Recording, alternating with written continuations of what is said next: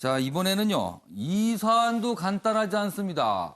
검찰총장의 항명이다. 어떤 언론은요, 반란이란 표현까지 썼어요. 그 내용 좀 보시죠. 한국일보가 반란이라는 표현을 썼군요. 여기 보시면 검란, 번지나, 무섭습니다. 검란, 문무일 반란의 폭풍 전야다. 검란, 반란. 이건 이 표현이 사실 굉장히 강한 표현들입니다. 내용 좀 자세히 보시죠. 수사권 조정에 검찰 내부가 들끓고 있다. 문무일 총장 내일 해외 출장에서 조기 귀국을 할 예정입니다. 법무부 논의에서 소외돼 불만이 쌓였는데 국회에서 검찰 관한 축소 내용이 추가됐다. 그러자 검사들 검찰을 허수아비로 만드는 법안이다. 검경 수사권 조정 관련 법안 얘기합니다. 강경 대응론이 확산되고 있고요. 이런 와중에 문무일 총장의 거취가 주목됩니다. 지금 임기가 2달여 정도 남아 있는 상황입니다. 다음 기사 하나 더 있습니다. 보시죠.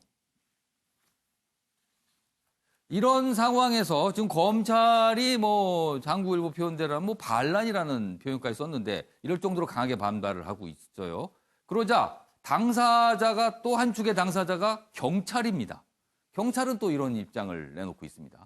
경찰의 반격, 통제 불가 검찰 주장, 사실과 다르다. 이렇게 또 반박을 하고 있습니다. 검찰, 보완 수사, 징계 요청 가능하다. 경찰 수사 통제권 되레 강화되는데 무슨 소리냐. 이렇게 또 경찰은 반발하는 거예요. 검경, 향후 여론전이 격화할 듯하다. 이렇게 돼 있습니다. 이 얘기는요, 좀 다소 복잡할 수 있어요. 그래서 오늘 김성수 변호사 나오셨는데 일단 이 검경 수사권 조정 법안의 핵심 내용이 무엇인지 그리고 검찰은 왜 반발하고 그리고 또 경찰은 또 여기에 왜 반발하는지 세 가지 내용을 좀 아주 굵고 짧게 설명해 주시죠. 예, 알겠습니다. 지금 이게 검경 수사권 조정안이 쟁점이 되는 이유는 29일 날 이제 국회 패스트트랙, 그러니까 신속 처리 안건에 이 검경 수사권 조정안과 관련된 법안들이 포함이 되었습니다. 이게 형사소송법 개정안 그리고 검찰청법 개정안 이 두 가지인데 이 두 가지 내용이 이제 개정이 된다고 한다면 좀 이제 중요한 부분들이 수사 지휘권 관련해서 지금 현재는 경찰이 수사를 진행을 할 때 검찰한테 지휘를 받게 돼 있고 수직적 구조로 되어 있는데 이것이 이제 수사지휘권을 삭제함으로써 수평적 구조로 가게 되는 것이죠. 근데 그렇게 되면서 또 이제 추가적으로 하나가 조금 많이 이슈가 되고 있는 부분이 경찰에서 수사 종결권을 1차적으로 가지게 되는 부분이 있습니다. 그래서 현재로서는 만약에 이게 죄가 없다, 혐의가 없다라고 판단이 된다고 하더라도 경찰에서 검찰에다가 혐의 없음 의견으로 보내게 되면 검찰에서 이것을 다시 한번 검토를 해본 다음에 혐의가 있는지 없는지 여부를 판단을 해서 그러니까 종결을 하게 되는데 수사 더 이상 필요 없다라는 거는 지금까지는 검찰이 판단하는 건데 경찰도 판단할 수 있게 되는 거네요. 맞습니다. 그러니까 무혐의의 경우에는 경찰 단계에서 이제 종결을 해버릴 수가 있기 때문에 이런 부분들과 관련해서 이제 반발이 있는 부분이 있는 것이고 이 법안에서 이제 그에 대한 보완책을 내놓고 있지만 그 보완책 자체가 현실적으로는 반영이 어렵기 때문에 결국에 이게 또 문제가 될 것이다라는 이야기인 것이고 이제 문무일 검찰총장이 반발을 했다라는 내용이 굉장히 좀 이제 여론에서 강하게 좀 이제 부각이 되고 있는데 실질적으로 문무일 검찰총장이 5월 1일 날 입장문을 발표한 것은 5문단의 굉장히 짧은 글입니다. 그리고 그 글에도 어떤 개정안의 어떤 부분이 문제다라고 구체적으로 적시한 것은 아니고 이게 견제와 균형의 민주주의 원칙에 반한다. 현재의 그 개정안은 포괄적으로 얘기했네요. 포괄적이고 또 한 부분은 현재의 이제 법안에 의하면 이 그 국가 정보권, 그러니까 국가 정보권과 1차적 수사권이 통제받지 않는 수사권을 한 기관에서 가지게 되는데 이것은 굉장히 형사사법제도의 올바른 방향을 바라는 입장에서 동의하기 어렵다. 이 정도의 이제 표현을 지금 하고 있는 상황인데 그것에 대해서 이제 검찰에서는 이제 내부적으로는 이런 부분들 수사 지휘권, 수사 종결권 이런 부분들이 이제 문제가 있기 때문에 문무일 검찰총장이 이제 그런 부분들을 지적한 것이다. 이렇게 좀 여론에서 분석을 하고 있는 것이고 경찰에서는 이제 이 독점적 권한, 굉장히 좀 많은 권한을 부여한다는 부분에 대해서 이제 수사 종결권 같은 경우에는 경찰 수사 종결을 하게 되더라도 이 뭐 고소인이라든지 고발인, 사건 관계인이 이의를 제기하게 되면 예. 이에 대해서 검찰에 다시 기록이 넘어가게 되니까 결국에는 실질적으로 뭐 경찰이 임의로 종결할 수 있는 부분이 아니다. 또 그리고 뭐 수사 지휘권에 관해서도 수사가 이제 뭐 수평적 구조로 가기는 하지만 예. 검사가 언제든지 수사에 참여할 수 있는 여러 가지 제도가 아직도 예. 새로 신설이 되는 부분이 있기 때문에 뭐 그런 부분에 대해서 통제되지 않는다라는 것이 아니다. 뭐 이렇게 지금 입장을 밝히면서 그럼 이거네요. 예. 수사권을 놓고 경찰과 검찰이 있습니다. 기존에 뭔가 이제 변화가 생기는 겁니다. 이 법안이 통과가 되면. 그런데 검찰은 이 변화가 너무나 엄청나다. 큰일 났다라고 보는 거고요. 경찰은 무슨 소리야? 애게 그 정도 바뀌는 걸 갖고 이렇게 반발하는 거야. 이렇게 맞서는 것 같습니다. 보는 관점이 완전히 다르군요. 자, 이런 상황에서 검찰총장, 현직 검찰총장이 이렇게 반발하니까 이걸 지켜보는 여권의 심정 편하지 않을 것 같습니다. 그 내용이 여기 있습니다. 서울신문입니다. 문 총장, 개념 없는 언행이다. 여권 부글부글. 뭐 이렇다네요. 분위기를 전하고 있습니다. 그리고 반면에 한국당은 대통령 부끄러움 느껴야 이렇게 검찰총장을 옹호하는 또 분위기도 있어요. 민주당 검찰 출신 조응천 뭐 약간 다른 목소리를 냈죠. 그래서 여러 가지 또 뭐 비난하시는 분도 있고 두둔하시는 분도 있고 이렇습니다. 관련 내용이 하나 더 있습니다. 청와대는 그럼 지금 어떻게 바라보고 있을까요? 그 내용도 여기 기사에 있습니다. 중앙일보 기사인데요. 청와대 노무현 정부 때 검난 재현될라 이런 약간 걱정이 있나 봅니다. 문무일 반기에 침묵하고 있다.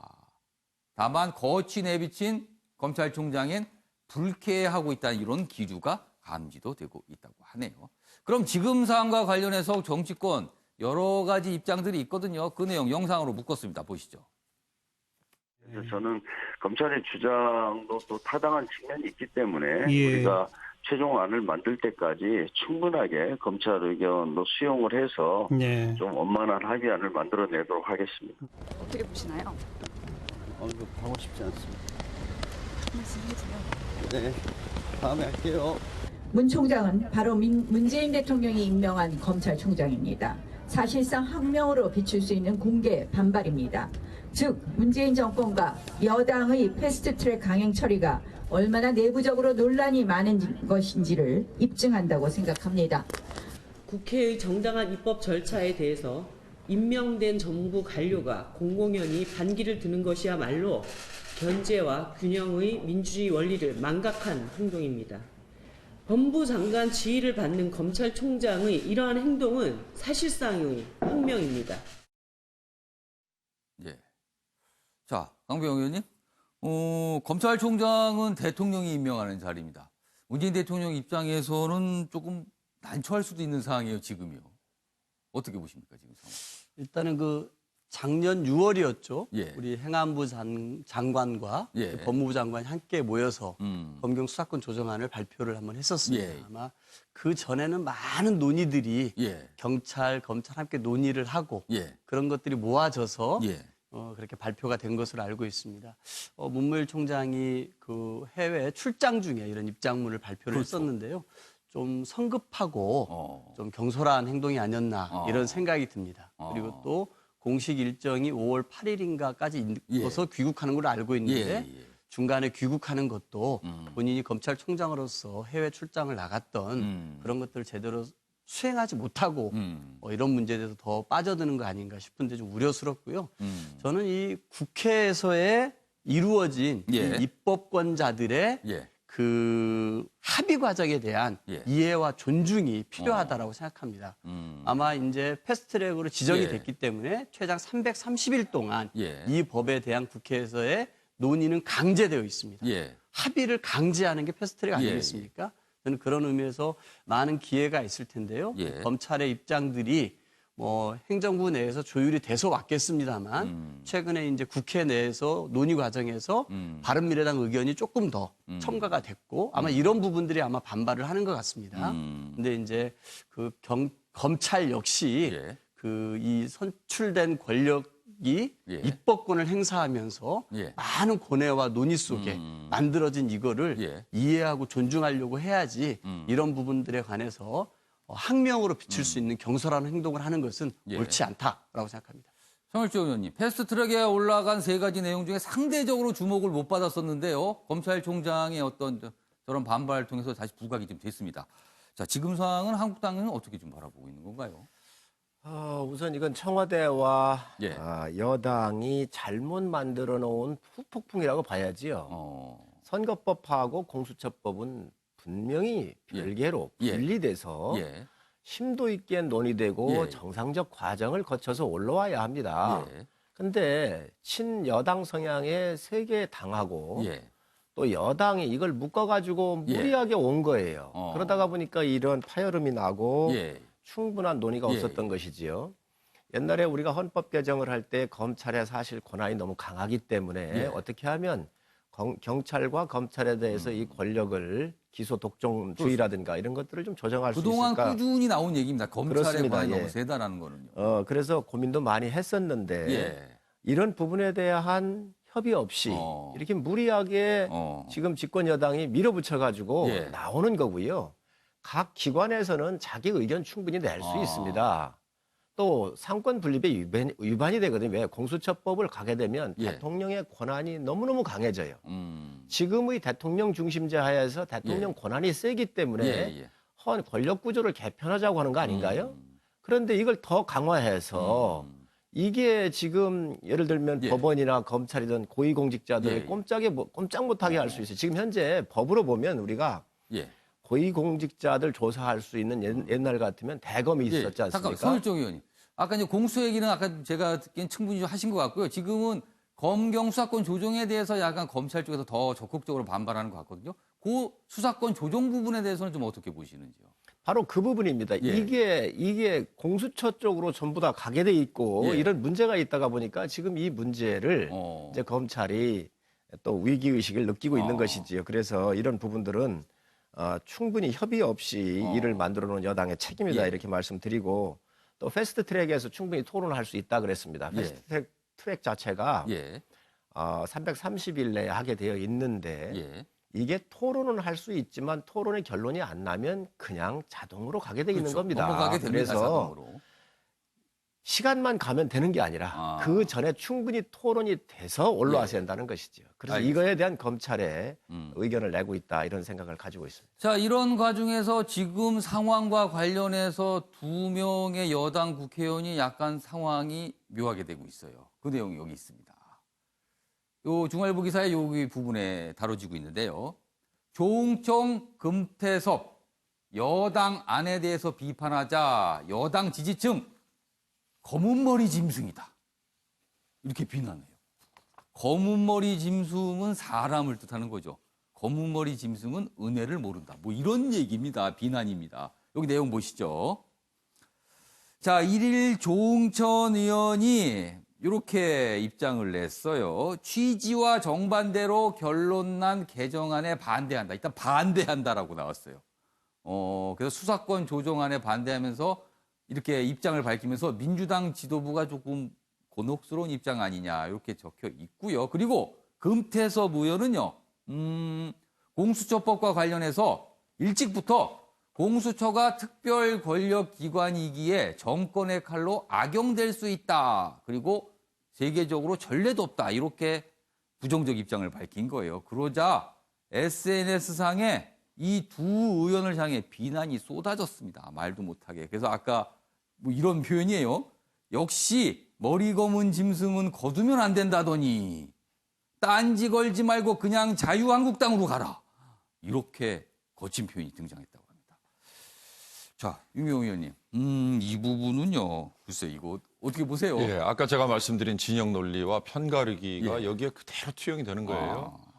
특정한 사안에 대해서 내 편을 들었다가 또 다른 의견을 내면 저쪽 편이라고 바로 반대 매도하는 이건데 대표적으로 저는 이 패스트트랙 이거는 국회 아까 우리 강병원 의원께서 얘기하셨습니다만 의사진행 합의의 절차에 관한 거 아니겠습니까?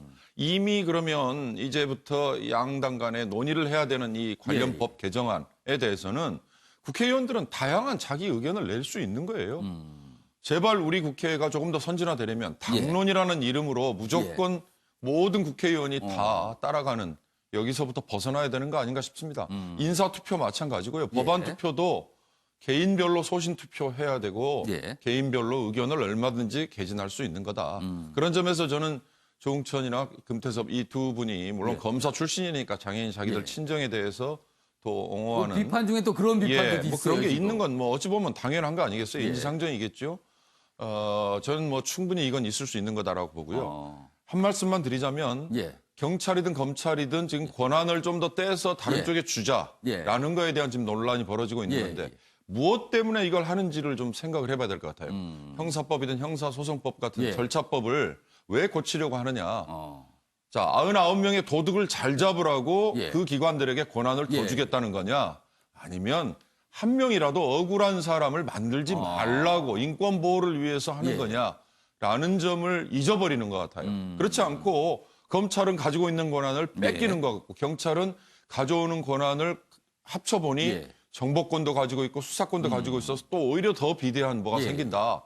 이걸 정권은 어찌 보면 자기들 입맛대로 악용하려고 한다고 야당은 비판을 하는데 공수처라는 것도 새로 만들 때도 마찬가지고요. 그러면 야당은 영원히 집권을 안 할 거냐?